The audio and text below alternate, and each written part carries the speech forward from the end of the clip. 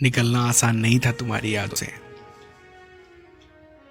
इसलिए मैंने इनके साथ जीना सीख लिया। थोड़ा वक्त लगा सब कुछ ठीक होने में, लेकिन हाँ, एक वक्त आया जब तुम्हारी यादें दर्द देने की बजाय मुझे थोड़ा बहुत सुकून देने लगी। जो यादें कभी बहुत ज्यादा रुलाया करती थी, अब वही यादें मेरी हमसफर बन गई है, जैसे तुम थे मेरे साथ। जब हम कभी अकेले होते थे तो तुम्हारा कॉल ऐसे आ जाता था जैसे कि सब कुछ तुम देख रहे हो, कि मैं अकेला हूं। और तुम्हारे जाने के बाद जब भी हम अकेले होते हैं, बिल्कुल तुम्हारे कॉल की तरह अब तुम्हारी यादें मेरे साथ होती हैं। और हम फिर खो जाते हैं एक ऐसी दुनिया में जहां कोई जाना नहीं चाहता है। वहां से निकलना भी मुश्किल सा लगता है। एक असहाय की तरह तुम्हारी यादों के संग हाथ थामे हम एक ही जगह बैठे बैठे मीलों की दूरी तय कर लेते हैं।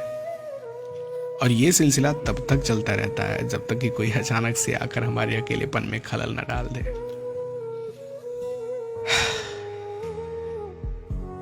और फिर हम जब उन यादों का साथ छोड़कर अपनी दुनिया में वापस आते हैं तो महसूस होता है कि होठ सूखे पड़े हैं और आंखें थोड़ी नम सी हैं।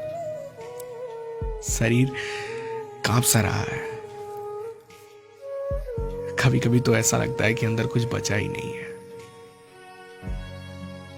पर अब इन सब की आदत सी हो गई है। अब अगर अकेले होने पर तुम्हारी यादें साथ ना हो तो महसूस होता है कि मेरे पास कुछ बचा ही नहीं है। कुछ तो है जो मुझे मिल नहीं रहा है, कुछ तो है जो अभी बाकी है। या फिर एक शराबी की तरह हो जाते हैं हम। जैसे शराबी को जब तक शराब नहीं मिलती है उसे और कुछ भी अच्छा नहीं लगता है। और उसे भी ये बात पता है कि शराब नुकसान पहुंचाती है। उसे भी ये बात पता है कि शराब पीने के बाद मेरा शरीर मेरे काबू में नहीं रहेगा। फिर भी उसे एक निश्चित वक्त पर चाहिए जरूर। उसी तरह मुझे भी ये बात पता है कि तुम्हारी यादें आती तो अकेले हैं, पर बहुत कुछ मेरे अंदर से लेके चली जाती हैं, मुझे उदास कर देती हैं।